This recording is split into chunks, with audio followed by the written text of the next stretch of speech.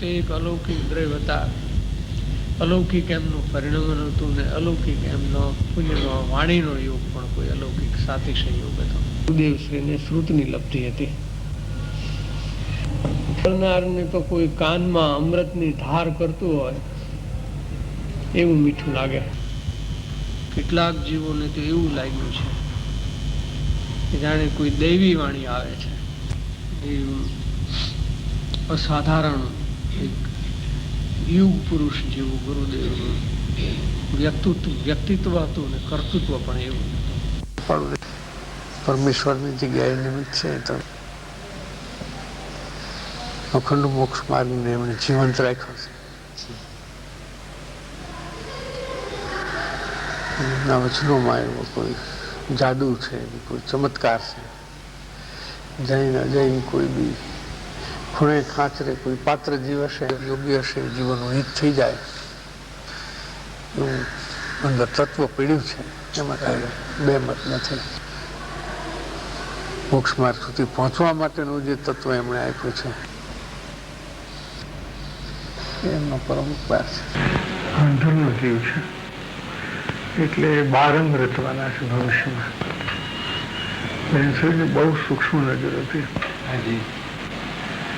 કે વર્તમાન સમાજને ખરેખર શું જરૂર છે એમને બહુ જ્ઞાનમાં આવ્યું છે. એમના વચનામૃત બહાર પડ્યા ત્યારે ગુરુદેવ ફીરા થઈ ગયા,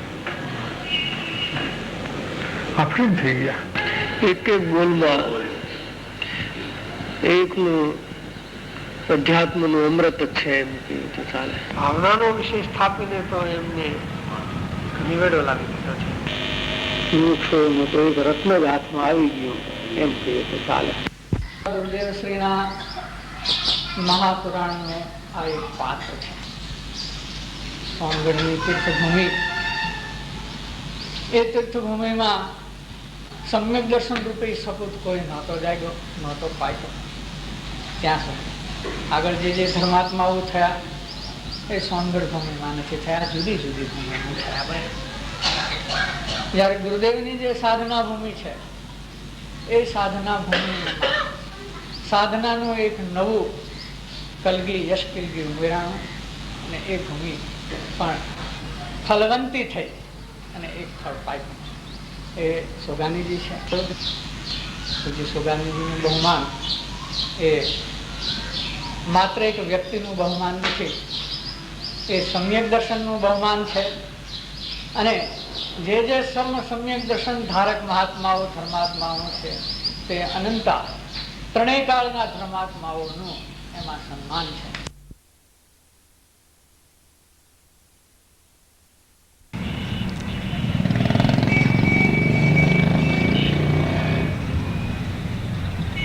ભિન્ન ભિન્ન અવસ્થામાં જ્ઞાનનું સ્વરૂપ સમજવા યોગ્ય છે, વિચારવા યોગ્ય છે.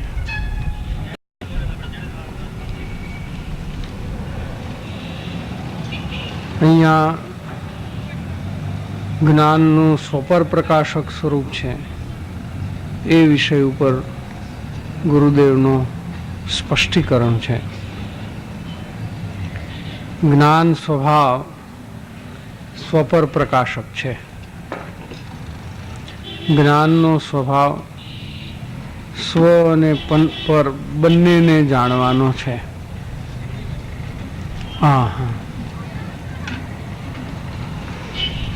ज्ञान स्वभाव स्व पर प्रकाशक है, अर्थात ज्ञान का स्वभाव स्व को भी जानना है और पर को भी जानना, ऐसा ज्ञान का स्वभाव है. ज्ञान पर को जाने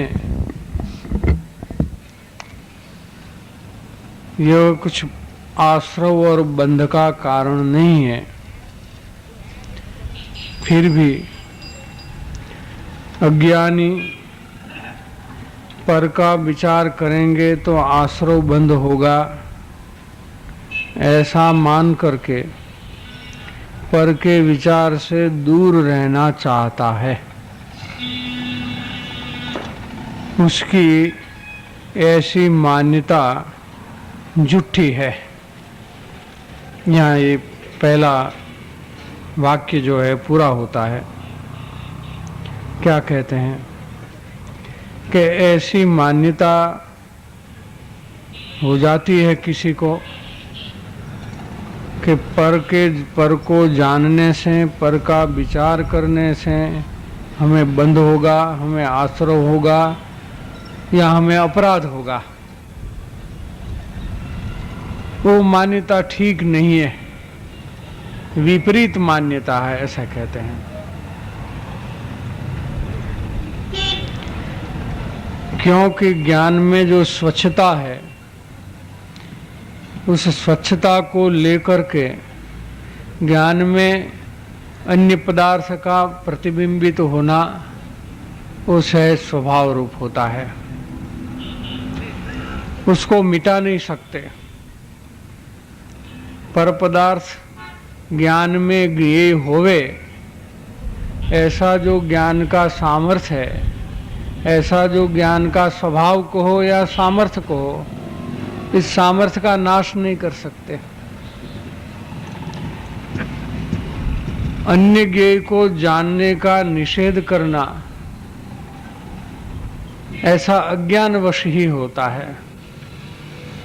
जो ज्ञान के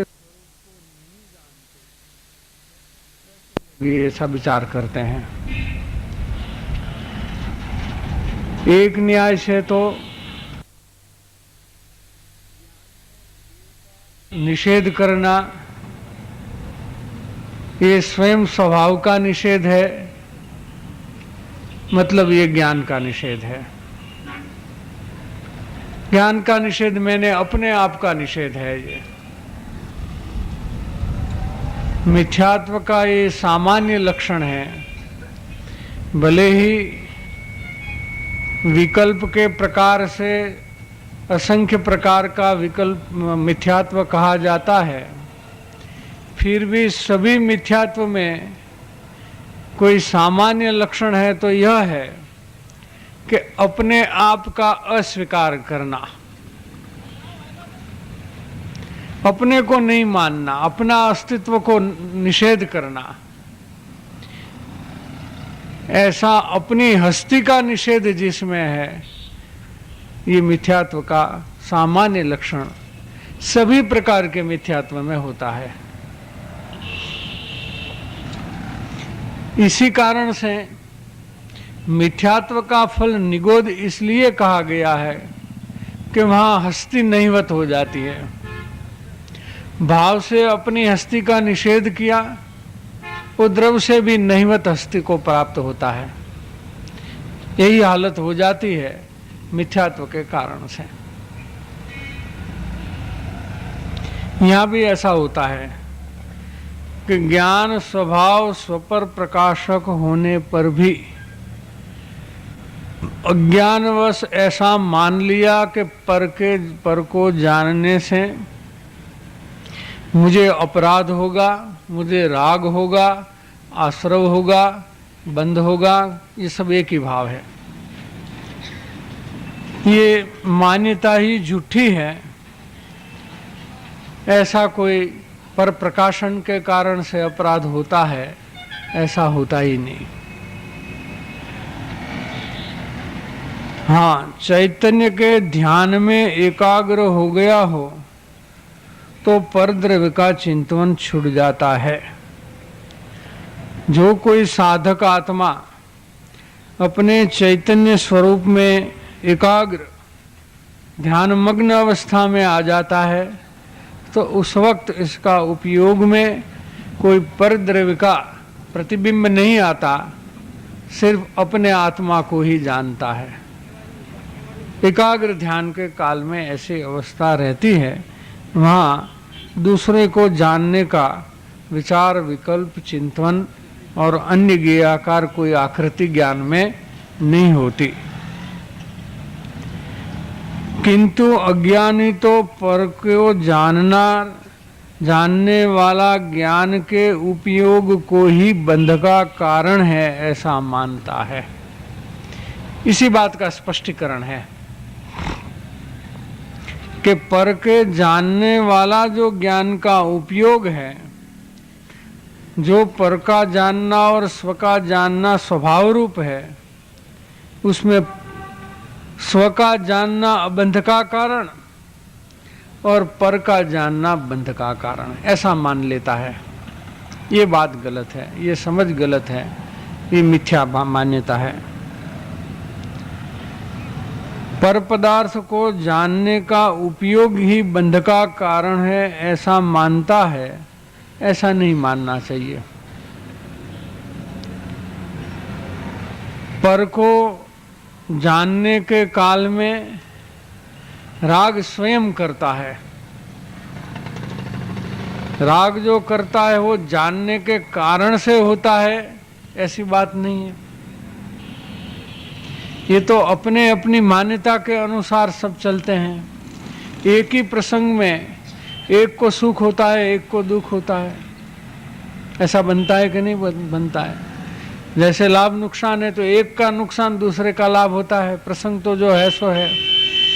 जिसने नुकसान माना वो द्वेष करता है, लाभ माना वो राग करता है। तो जानना तो जो प्रसंग है उसका जानना हुआ है। सिर्फ जानने वाले भाव को समझे तो उसमें कोई गड़बड़ नहीं होगी, लेकिन दूसरे दूसरे भाव को साथ में मिला लेते हैं। मान्यता क्या है उसका तो विचार नहीं करते। चारित्र गुण की किस गुण स्थान में कैसी परिस्थिति होती है, किस हालत में कैसी परिस्थिति होती है, इसका तो विचार नहीं करते। और पर का जानना यही बंध का कारण है। ये बहुत स्थूल रूप से समझ है, स्थूल रूप वाली समझ है। क्योंकि ऐसा अनुभव करता है कि देखो इसको जाना तो ऐसा राग हुआ, उसको जाना तो ऐसा द्वेष हुआ, ऐसा जानने से ये होता है, ऐसा जानने से ये होता है। इस मान्यता के तल में जावे, सूक्ष्मता से विचार करें तो ये एक ऐसी बात है कि मेरे ज्ञान में अन्य पदार्थ का प्रतिबिंब आते ही कुछ न कुछ ज्ञान पर ये सामने वाली चीज है वो कुछ न कुछ असर करती है, ऐसा एक मिथ्या अनुभव करता है जी। वास्तव में तो ऐसा है कि ज्ञेयाकार अनुसार जो ज्ञान का आकार हुआ, आकृति हुई, ये भी ज्ञेय के कारण से नहीं हुई है। गुरुदेव श्री ये बात को खास फरमाते थे कि ज्ञेय अनुसार ज्ञान होना ऐसा जब भी बनता है तब भी ज्ञान में ज्ञेय का कुछ कारण मत समझो। ज्ञान को इतना स्वतंत्र रखो कि उस काल में ज्ञान में ऐसी ही ज्ञानाकार परिणाम होने की योग्यता थी, ऐसा ही निरपेक्ष ज्ञेय, निरपेक्ष स्वतंत्र ज्ञान को समझो तो उसमें कोई भ्रांति होने की फिर परिस्थिति नहीं पैदा होगी। ज्ञान को पूरा पूरा स्वतंत्र नहीं समझने से कुछ न कुछ अन्य ज्ञेय को जानने से मेरे में कुछ न कुछ असर आती है, ऐसा एक भ्रम से कल्पना हो जाती है। और यही कल्पना फिर आगे जाके कहाँ तक पागलपन तक ले जाती है। ये पागलपन में क्या है? दूसरी चीज की उपाधि की बात है। सब जानना एक बात है, उपाधि करना एक दूसरी बात है। जाने इसलिए उपाधि करनी ही पड़े ऐसी कोई आवश्यकता नहीं है, कोई जरूरत नहीं है। सिर्फ जान सकता है, सिर्फ जानने वाला रह सकता है। बीतराग भाव से अन्य ज्ञेय को सर्वज्ञ परमात्मा लोकालोक सभी ज्ञेय को जानते हैं। जानना कोई दोष का कारण नहीं होता। लेकिन यहाँ तो कोई तर्क भी करते हैं कि ये तो वितरागता हो गई इसलिए, यहाँ तो ये पूर्ण ज्ञान है इसलिए, हम तो ऐसे हैं, हम तो ऐसे हैं, हम तो सदमस्त हैं, हम तो रागी हैं, हम तो गृहस्थ हैं, हम तो मुमुक्षु हैं। लेकिन यहाँ विचार करना है अपना स्वभाव का, अपना स्वभाव का विचार करना है, और स्वभाव जैसा है ऐसा स्वीकार करने की बात है। फिर अपनी अवस्था अनुसार विवेक करना ये दूसरी चीज हो जाती है।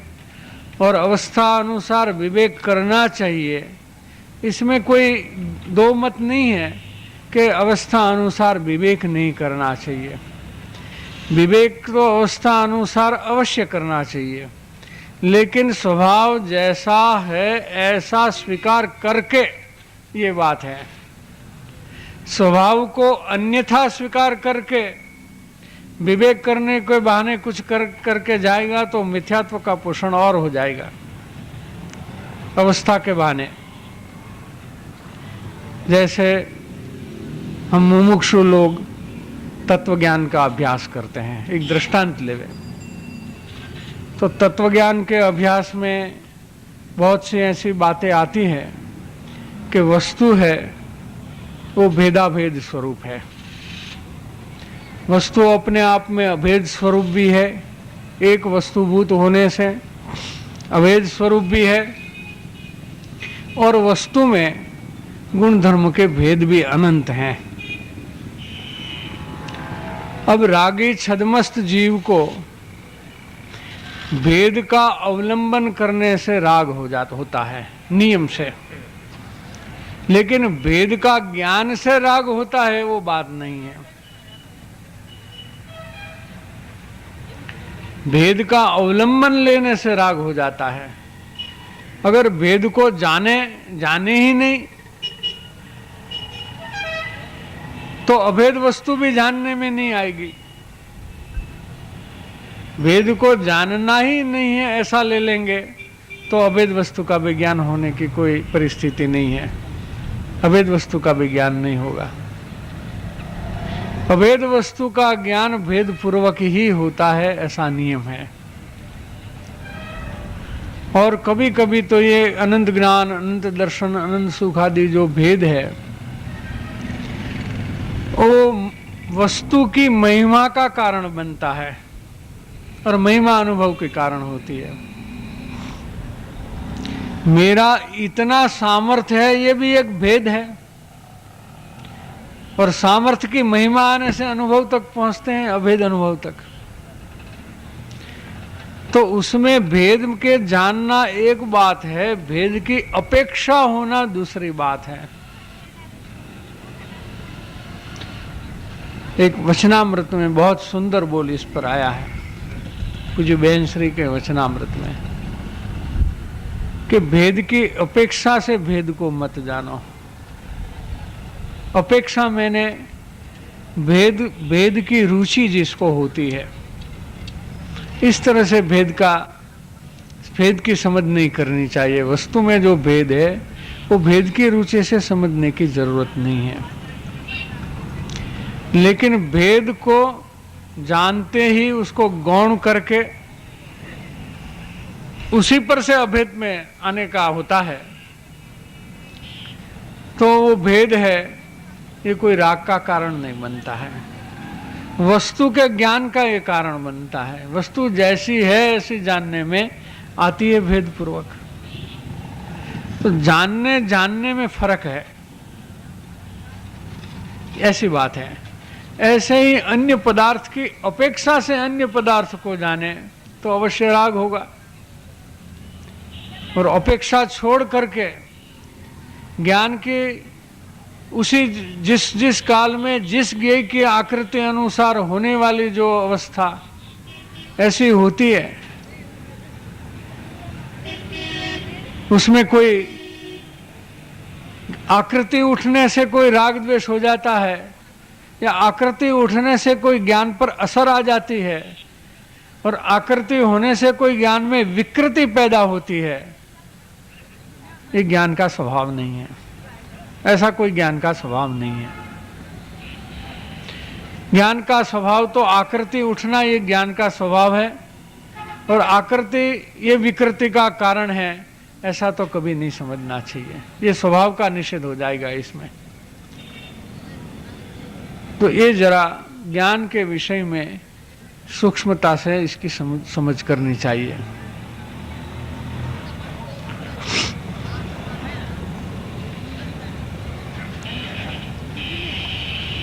यहाँ कहते हैं गुरुदेव श्री कि पर को जानने वाला ज्ञान का उपयोग ही बंध का कारण है, ऐसा अज्ञानी मानता है। ज्ञानी ज्ञान स्वभाव को जानने वाला ऐसा नहीं मानता कभी। जितना एकशाय वितराग भाव हुआ उतनी संवर निर्जरा है। संवर निर्जरा तो वीतराग भाव से ही संबंध रखती है। ज्ञान न तो बंध का कारण है न तो निर्जरा का कारण है। राग आश्रव बंध का कारण है और वीतरागता संवर निर्जरा का कारण है। ज्ञान को बीच में क्यों लेते हो? स्वपर का प्रकाश करना ये तो इनका स्वभाव धर्म है, उसको बंध का कारण क्यों पकड़ते हो? ऐसा कहने का यहाँ अभिप्राय है। जितना एकशाय वितराग भाव हुआ उतनी संवर निर्जरा है, और जितना रागादि भाव है उतना आश्रव बंध है। जैसे एक दृष्टांत आता है कि कोई द्रविलिंगी मुनि है, मिथ्यात्व अवस्था में 6वें गुण स्थान में जो भी आचार है उसको निरतिचार पालन करता है।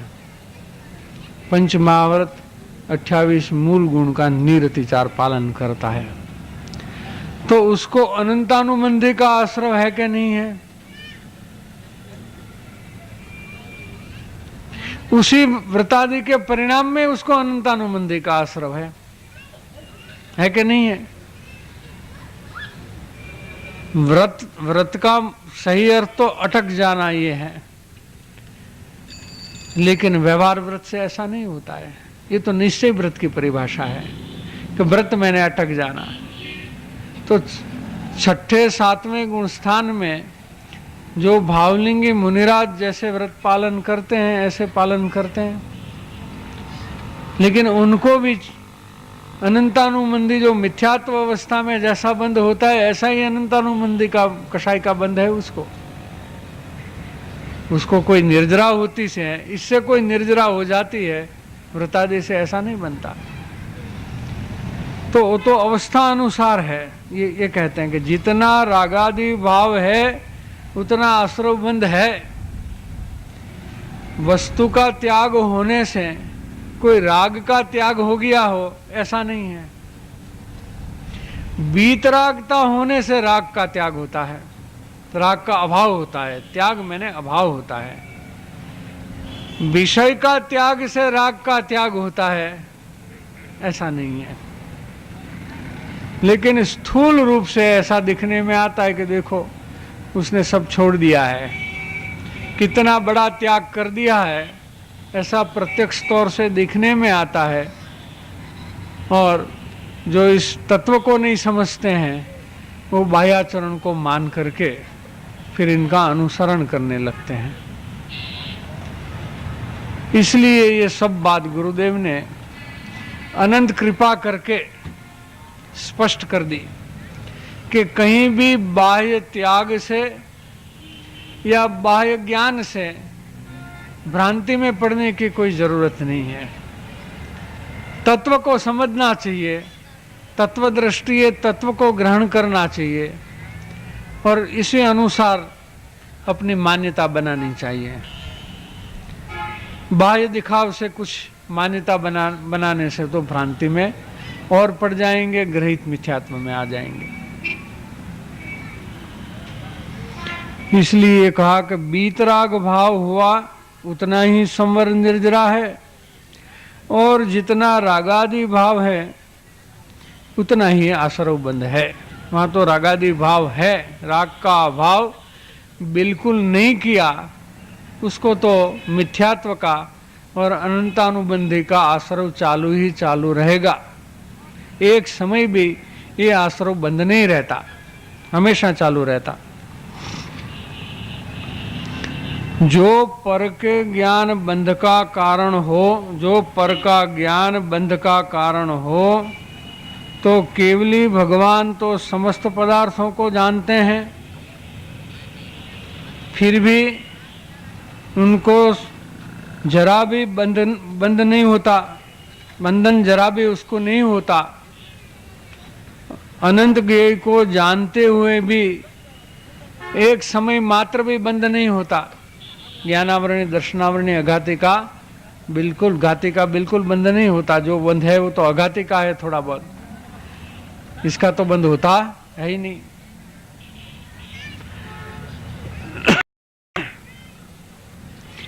फिर भी जरा भी बंद नहीं है, क्योंकि राग द्वेष उनको नहीं है।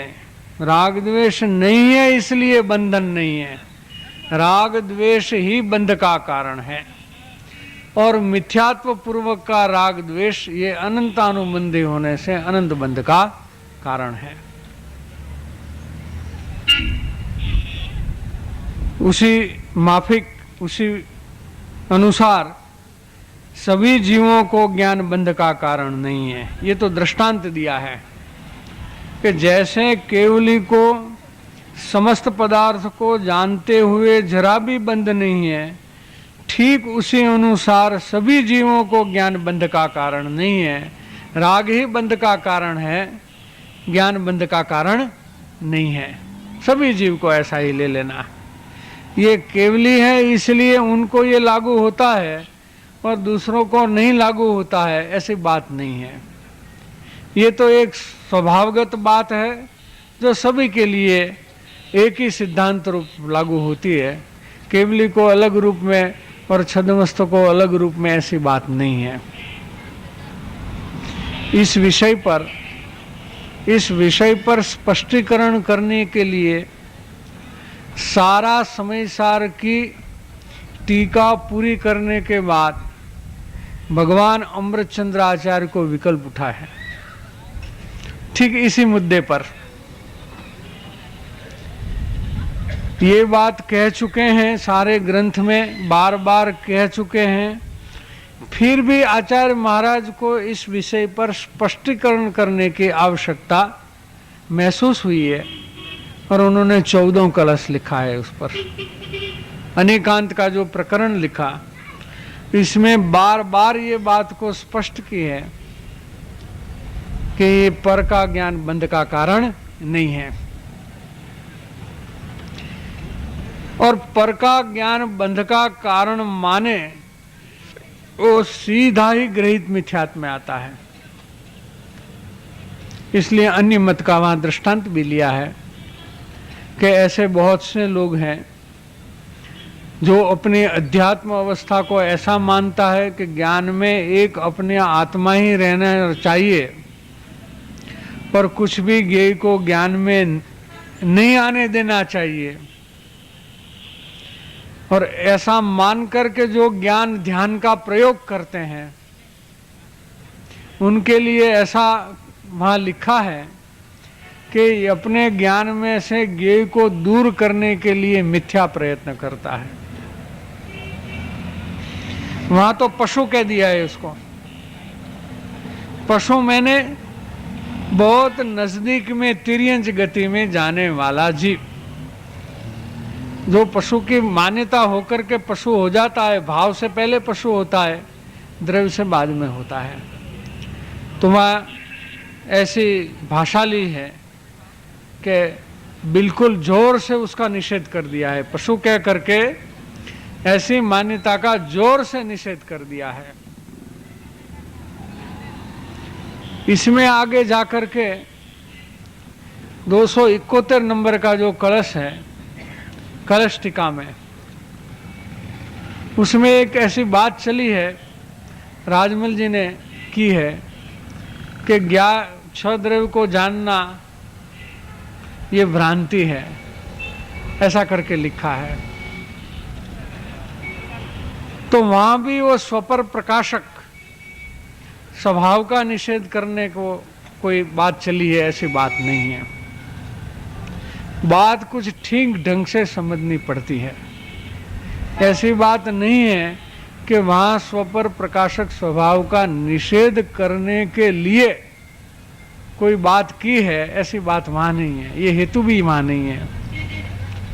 वहां एकाकार ज्ञान का ध्यान का प्रकरण लेना है और स्वरूप में एकाग्रता करने का उपदेश है वहां आचार्य महाराज का कलश में। इसलिए जो पर ज्ञेय के विचार में अटक पाते हैं उनके लिए ये बात कही है। छह द्रव्य का कोई चर्चा परिचर्चा चली है तो जैनागम के अलावा तो कहीं चली ही नहीं। अन्य मत में तो ये बात ही नहीं है। ये तो आगम जैनागम का विषय है। छह द्रव्य जो है अरूपी द्रव्य है, इसलिए जैनागम का विषय बना है। केवली भगवान के ज्ञान में आई चीज है। छद्मस्त को तो अरूपी पदार्थ आकाश धर्मास्ते का है, अधर्मास्ते का है, कालाणु का तो इंद्रिय ज्ञान में विषय ही नहीं होता।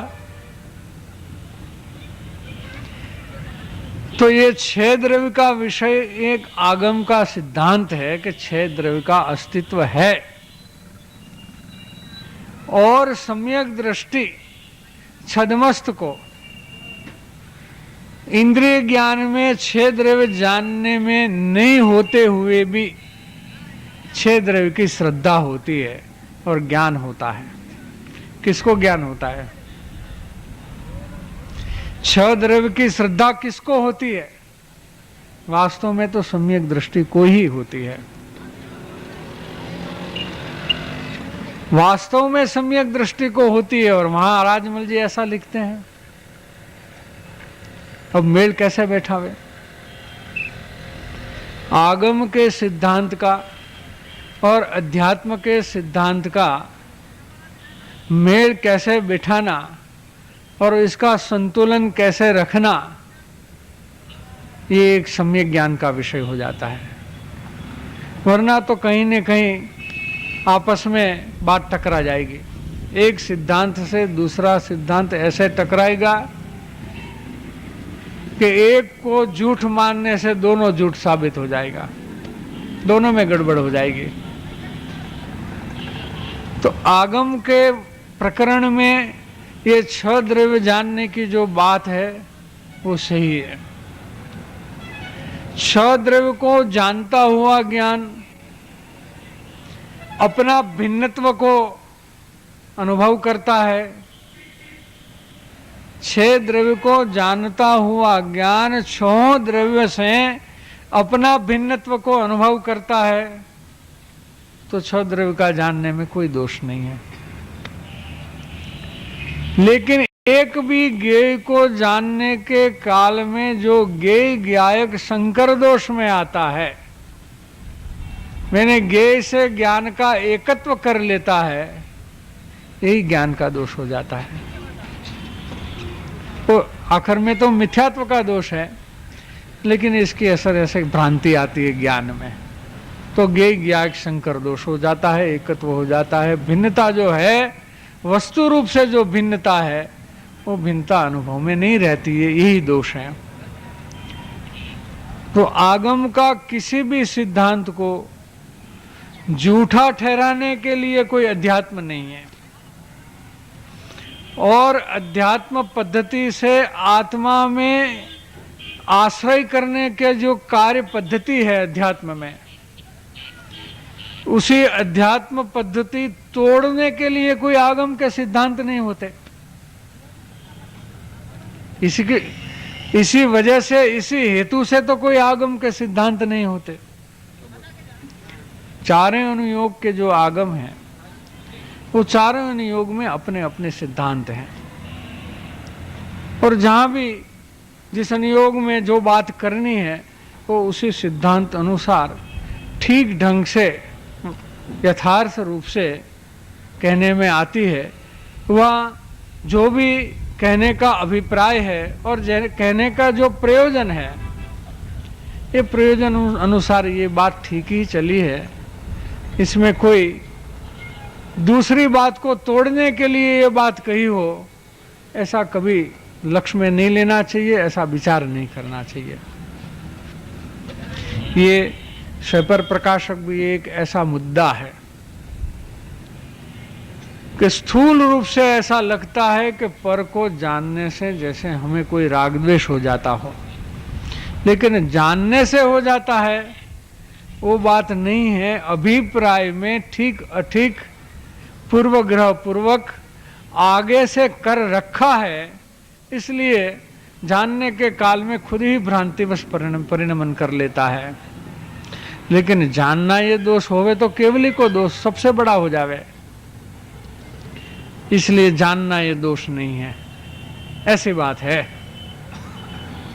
निकलता है कुछ प्रश्न निकलता है इसमें, बताइए। जानता है तो वो होता है, नहीं जाने तो वो ही कैसे होगा? जानता है इसलिए मोह नहीं होता है, जानकर मोह करता है इसलिए मोह होता है।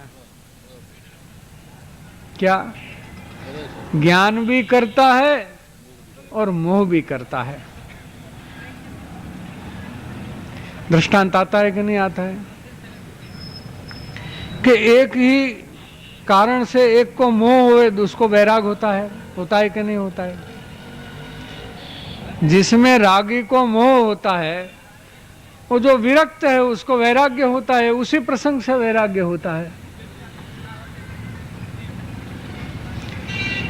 न्याय शास्त्र में न्याय क्यों है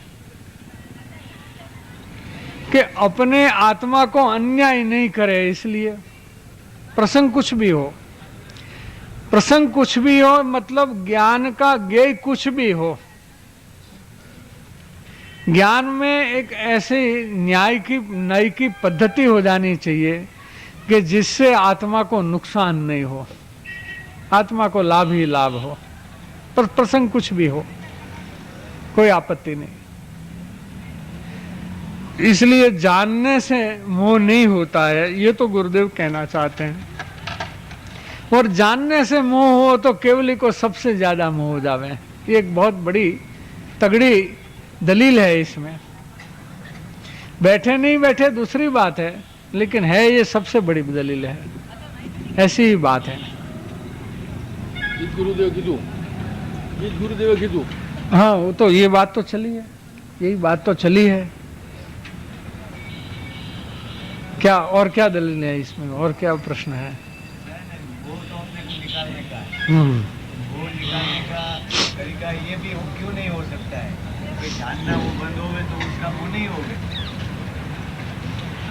तो इसका मतलब ये हुआ कि जड़ हो जावे तो जानना बंद करके, क्योंकि ये घड़ी को कुछ जानना नहीं है, ये तो जड़ है, तो इसको मोह नहीं होता है। जानने से मोह होता है तो हम चैतन्य है, जानते हैं, इसलिए हमें मोह होता है, और इनको मोह नहीं होता है घड़ी को, तो ऐसे जड़ हो जावे क्या? अपना ज्ञान तो रखना है ना, अपना ज्ञान तो रखना है। पर को नहीं जानना। अच्छा, ये बात अच्छी कही आपने। अपना ज्ञान रखना है तो अपना का मतलब ये हुआ कि पर का नहीं रखना है। तो पर के जाने बिना पर का नहीं रखना, ये बात कैसे आई? स्व और पर तो सापेक्ष चीज है, कोई पर नहीं है, कोई स्व नहीं है। क्या स्व की अपेक्षा से पर कहा जाता है? वास्तव में कोई स्व पर नहीं है, अपने आप में सब है वस्तु। ये वस्तु अपने आप में स्वरूप है और मेरी अपेक्षा से ये पर है। बात तो इतनी है कि नहीं? तो अपना ज्ञान करना है, उसको पर का ज्ञान हुए बिना अपना ज्ञान होने वाला नहीं है, ये बात है। अनुभव प्रकाश में बहुत बढ़िया बात लिया है ये अनुभव प्रकाश, जो स्वयं का अनुभव करने के लिए ही सारा विषय ग्रंथ में लिया है दीपचंद जी साहब ने। तो उन्हें ये कहा कि स्व पर तो सापेक्ष चीज है। आप ये कहेंगे कि हमें स्व का अनुभव करना है, इसमें ही पर आ गया कि पर का अनुभव नहीं करना है तो पर ये पर है ऐसे जाने बिना उसका अनुभव को त्याग कैसे करेगा, इसके अनुभव को कैसे त्याग करेगा। जैसे अनादि से मिथ्यात्व में है जीव, वो देह को अपने रूप में जो देह को प्राप्त होते हैं जिस जिस पर्याय में, वो इस रूप अपने को मानता है। जैसे हम अभी महसूस करते हैं कि हम फलाने फलाने मनुष्य है, क्या अनुभव करते हैं कि मैं तो फलाना फलाना मनुष्य हूं, ऐसा ही अनुभव करता है। तो ये मनुष्यपणा और ये मनुष्य देह, ये मनुष्य की योग्यता पर है, ऐसा ज्ञान किए बिना उससे छूटेगा कैसे? इसका इस प्रकार से ज्ञान हुए बिना ऐसे मिथ्या अनुभव से कैसे छूटेंगे कैसे? बताइए, कोई चारा हो तो उसका। अनादि की जो अवस्था है उसमें तो कोई फर्क नहीं होने वाली है, जो है उससे तो है ही, चालू ही है। अब इसमें से रास्ता निकालना है तो उसी मिथ्या अवस्था में हम ऐसा विचार कर ले में कि पर को ही नहीं जानना, पर को जानना बंद करो। लेकिन पर कैसे नक्की किया? पहले नक्की कर दिया पर, अभी हमें वो नहीं करना है, तो अभी पर को जानना बंद करना है। लेकिन अभी तो पर को जान रहे हो स्व के रूप में। जब मोह नहीं करना है ऐसा हम विचार करते हैं, ऐसा निर्णय करते हैं कि हमें मोह नहीं करना है, और मोह का निमित्त पर द्रव्य है, मोह का कारण नहीं है, मोह कराने वाला नहीं है, ये बात तो जरूर है। न पर पदार्थ मोह का कराने वाला है, न पर पदार्थ का ज्ञान मोह का कराने वाला है, ये वस्तु स्थिति है। हम मान लेते हैं कि पर पदार्थ मोह कराने वाला है, इसलिए पर को छोड़ो। जैसे संप्रदाय में त्याग क्यों होता है? बिना ज्ञान अज्ञान से त्याग कैसे करते हैं लोग? सारे संप्रदाय में ये प्रसिद्ध देखने में आता है कि पर पदार्थ मोह कराता है, इसलिए उसका त्याग करो। यही कारण से लोग बाह्य त्याग करते हैं। अब हमने एक नई शोध करी, तत्व ज्ञान की समझ गैर समझ जो भी कहो, कि अब ये पर का ज्ञान है, ये भी मोह कराता है, इसको भी त्याग करो। पर पदार्थ का त्याग हम करते हैं क्योंकि ये मोह कराता है, अब पर पदार्थ का ज्ञान हमें मोह कराता है, तो इसका भी त्याग करो। क्या अंतर रहा दोनों में? कि दोनों में कुछ अंतर नहीं है, दोनों एक सी बात हो गई। पर पदार्थ का तो संयोग से दूर होने से त्याग हो जाएगा, अगर इस प्रकार का कोई पूर्व कर्म का उदय होगा तो। भले ही वो कर्ता होकर के त्याग मान ले कि मैंने त्याग कर दिया, लेकिन वास्तव में इसका उदय ही ऐसा है। जो भी पदार्थ का जीव त्याग करता है वो कर नहीं सकता है, वो तो उनका उदय ही ऐसा है। लेकिन यहां कैसे ये होगा? ज्ञान में अन्य ज्ञेय आए बिना रहेगा नहीं, निकालेगा कैसा? मान लिया, चलो एक दफे मान लिया आपकी बात कि हमें परद्रव्य को नहीं देखना है, नहीं जानना है, अब बंद कर दो। कैसे करोगे? परद्रव्य को जानने को बंद कर दो, कैसे होगा? कोई रास्ता बताओ आपका, आप ऐसे कर लो। ये वाली नहीं है। जैसे ही आप ये कहोगे कि हम तो आंख बंद करके ध्यान में बैठ जाएंगे, क्या करेंगे? पर पदार्थ को नहीं जानने के लिए हम एकांत में कमरा बंद करके, कोई खाली कमरा, कोई पदार्थ नहीं रखने का, और हम तो बैठ जाएंगे। तो क्या कान बंद हो जाएगा? क्या मन बंद हो जाएगा? क्या मैं कमरा बंद करके बैठा हूं ये इस ज्ञान का नाश हो जाएगा? क्या हो जाएगा? कैसे कैसे पर का ज्ञान कैसे नाश हो जाएगा?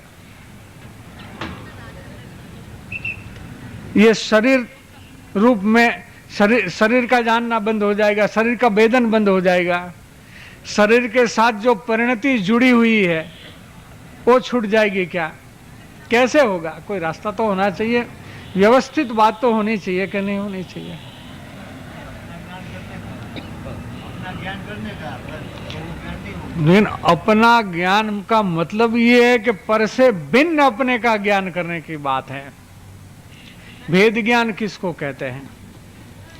सारे अध्यात्म ग्रंथ में भेद ज्ञान को संवर निर्जरा की विधि बतलाई, समय सार में तो प्रमुख तौर से बतलाई। तो भेद ज्ञान का मतलब क्या है? जुदा ज्ञान। जुदा किससे? पर से जुदा, राग से जुदा, पर से जुदा, इसका नाम भेद ज्ञान है। जो स्वयं में अपने आप का स्वसंवेदन ज्ञान है वो तो अभेद ज्ञान है,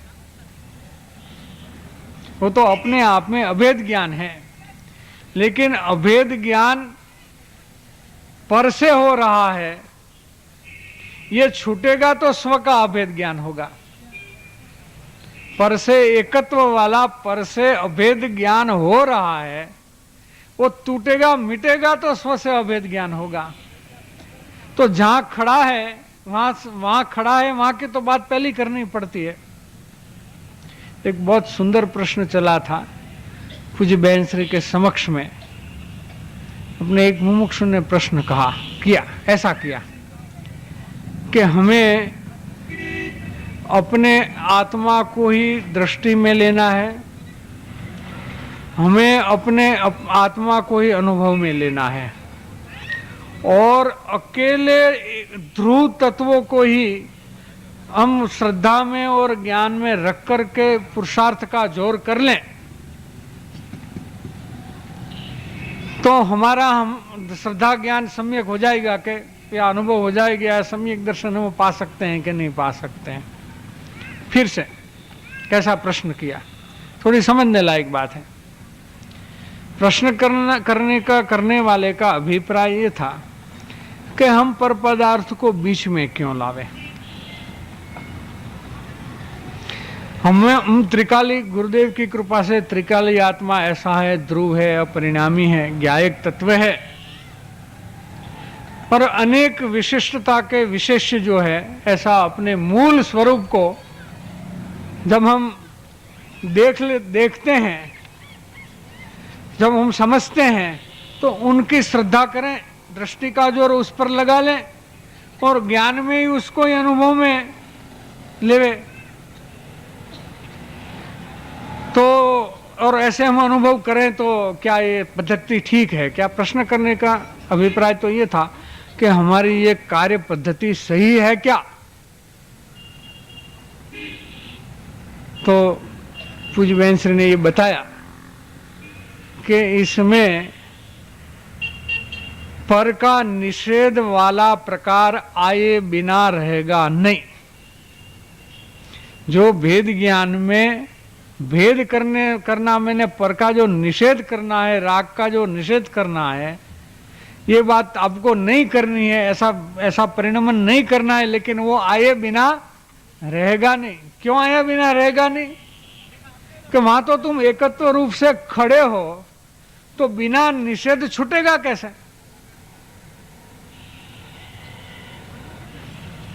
बिना निषेध ये छूटने वाला नहीं है। इसलिए ये भेद ज्ञान की जो प्रक्रिया है, वो प्रक्रिया जिस रूप से होती है उसी रूप से होने वाली है।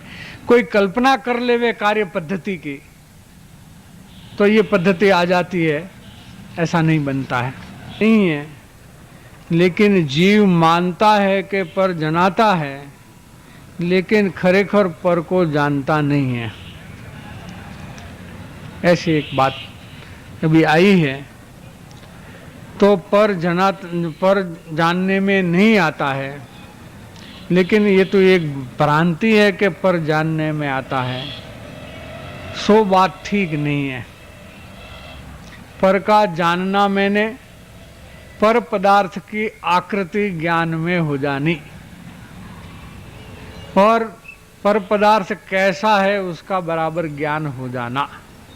जैसे सामने सफेद कपड़ा है तो ये सफेद ही है, काला नहीं है, ऐसा ठीक तरह से ज्ञान हो सकता है। और काला है वो सफेद नहीं है, ऐसा ठीक तरह से ज्ञान होता है। लेकिन इसका स्वयं रूप से अनुभव नहीं हो सकता है। ज्ञान का कार्य अनुभव करना भी है, वेदन करना भी है और जानना भी है। पर को अनुभव नहीं कर सकता, पर का अनुभव नहीं कर सकता, लड्डू नहीं खा सकता, लेकिन जान सकता है।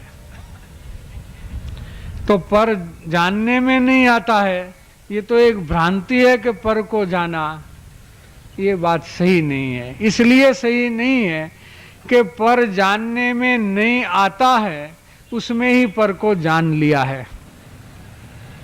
क्या कहा?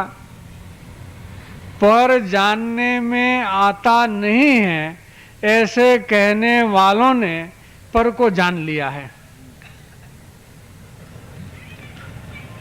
अगर पर को नहीं जाना होता तो पर को जानना नहीं है, पर जानने में नहीं आता है, ये बात भी नहीं रहती, ये बात ही उपस्थित नहीं होती। कैसी गलती हो जाती है। ये गुरुदेव के कभी ऐसे वचन आते हैं, ज्ञानी के भी ऐसे वचन आते हैं। ये 271 में तो ऐसी ही बात है कि 6 द्रव्य ज्ञान क्या ज्ञेय है, वो अनादि से भ्रांति चली आई है।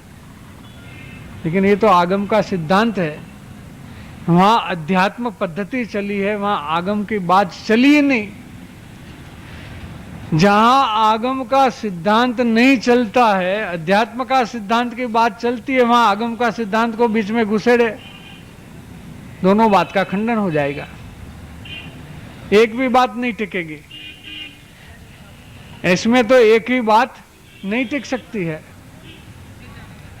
जैसे कोई मुनिराज के विषय में चरणानुयोग में ऐसे सिद्धांत चलेगा कि ये एरिया समिति में देख करके चलते हैं और अपने जो पांव है उसको ठीक जगह पे रखता है, कहीं पानी पे नहीं रख देता, कोई चींटी हो, कोई छोटे जंतु हो, उस पर नहीं रखते। तो फिर द्रव्यानुयोग से सिद्धांत टूटता है क्या कि शरीर को आत्मा चला सकता नहीं है कि चला सकता है? ये प्रश्न ही बेकार है। यहाँ चरणानुयोग का सिद्धांत की बात चल रही है, वहां द्रव्यानुयोग का सिद्धांत को घुसाड़ता है कोई, तो ये प्रश्न ही बेकार है वहां पर। वो वहां जो बात चलती है उसके प्रयोजन को वो नहीं समझता है। ऐसे जहां अध्यात्म की बात चलती है, वहां कोई आगम का सिद्धांत को बीच में घुसेड़ता है, तो वहां इसको कहने का अभिप्राय वहां नहीं समझते। और जहां ऐसा कहता है कि वहां पर को जानना देखना होता है, केवली भी जानता है, वहां वो एकाकार होने की बात को आगे करके स्वपर प्रकाशक का निषेध करता है, तो वो भी अध्यात्म को नहीं जानता है। अध्यात्म की मुख्यता करते हुए भी अध्यात्म को नहीं जानता है, ऐसी एक बात है। ऐसे अध्यात्म कभी आगम के सिद्धांत को तोड़ने के लिए कभी कहा ही नहीं है। आगम के सिद्धांत को और द्रव्यानुयोग के आगम के सिद्धांत को ज्यों के त्यों, जैसे हैं वैसे ज्ञान में रख करके सब बात चलती है, तोड़ करके कभी कोई बात नहीं चलती है। तो जहां जो कहने का अभिप्राय होता है, वो अभिप्राय को और इसके प्रयोजन को अगर नहीं समझे, तो एक बहुत जिम्मेवारी है कि जिस तत्वज्ञान के अभ्यास में एक रहित मिथ्यात्व भी छूट करके सम्यक्त्व प्राप्त होता है, ठीक उसी कारण से ग्रहित मिथ्यात्व में जीव चला जाता है। यही तत्वज्ञान का अभ्यास करके बुद्धिपूर्वक की भूल करता है, भले स्थूल करे या सूक्ष्म करे, वो ग्रहित मिथ्यात्व में चला जाएगा। इसलिए तत्वज्ञान का अभ्यास करना अच्छा है, फिर भी इसकी गंभीरता और इसकी जिम्मेवारी बहुत सूक्ष्मता से, जितना भी सूक्ष्मता होवे उसकी पूरी सूक्ष्मता से वो समझ करके अभ्यास करना चाहिए, वरना नुकसान ज़्यादा हो जाएगा। नफ़ा तो होगा ही नहीं, लेकिन नुकसान बहुत बड़ा हो जाता है। इसी कारण से मुमुक्षु की भूमिका में अगर अपने आप को समझ नहीं पड़े तो ज्ञानी के चरण में जा कर के और अपना अभिप्राय जो है वो बता करके अपने को समझने का प्रयत्न करना चाहिए, क्योंकि अपने आप में तो भूल होने की संभव है। जहाँ तक ज्ञान सम्यक नहीं होता वहाँ तक भूल होने की पूरी संभावना है। इसलिए इस विषय में जो कुशल है, प्रवीण है, विचक्षण है और अनुभवी है, उनके मार्गदर्शन के अनुसार, उसकी आज्ञा अनुसार चलना यही सबसे श्रेयस्कर है। इसलिए बार बार श्रीमद जी ने इस बात को अपने पत्र में भी दोहराया है। उसमें बहुत अनुभव की ये बात लिखी है कि कुछ लाभ करने के बजाय नुकसान का धंधा नहीं हो जावे, यही कारण है इसका।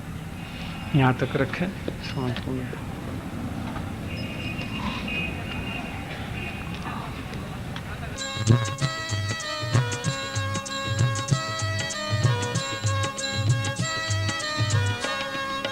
पंच परम परमेष्टि देखे, पंच परम परमेष्टि देखे, हृदय हर्षित होता है, आनंद उल्लसित होता है। हो सम्यक दर्शन होता है। एक शुद्ध सदा अरूपी ज्ञान दर्शन मय करे, मयि अन्यते मारू जरी, परमाणु मात्र नथी अरे।